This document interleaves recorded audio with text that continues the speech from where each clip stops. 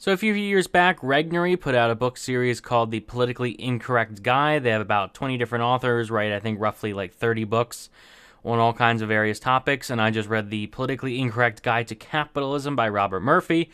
The only reason I know about this series is because I like Bob Murphy's stuff. He writes a lot of good stuff, and this one I found interesting because it's a noticeably different style. It's written in the same style as the other like politically incorrect guidebooks, just different from the other stuff he writes. But this book has a set audience, and if you're not part of that set audience, you're really not going to enjoy it. This book was written back when calling something the politically incorrect guide sold books, and nowadays it's such an overused term that really calling your book that, I don't think it's such a good title anymore. But the Politically Incorrect Guide to Capitalism just kind of goes through basic economics, honestly. It's kind of like an introductory economics book for the average person, where it just goes through one by one and explains various things, various concepts, and basically says this is why it's the case. This is contrary to what you would normally think, and it's kind of like a big debunk book. It's just the whole goal was to go through and just debunk misconceptions of capitalism.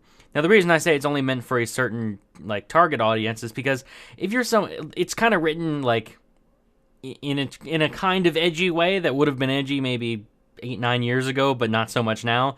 But it's written in a way where if you're not already conservative, you're gonna just put this book down right away, saying no, it's false. And you're just not gonna, like, it's not written for you. The book's not written for you if you're more left-wing.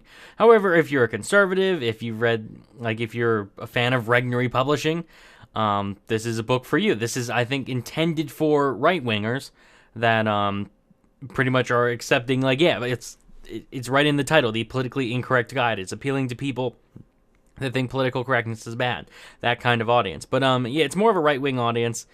And it just goes through. It's more to just inform people, I think, on the misconceptions of capitalism, to go through of, like, for one example, it just briefly touches on the Great Depression, which there's actually a whole nother book on that I'm about to review.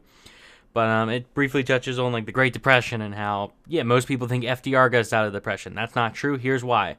And then some conservatives will even say that it wasn't the New Deal. It was actually World War II that got us out of the Depression. And it goes through and says, why, like, this is why that's wrong.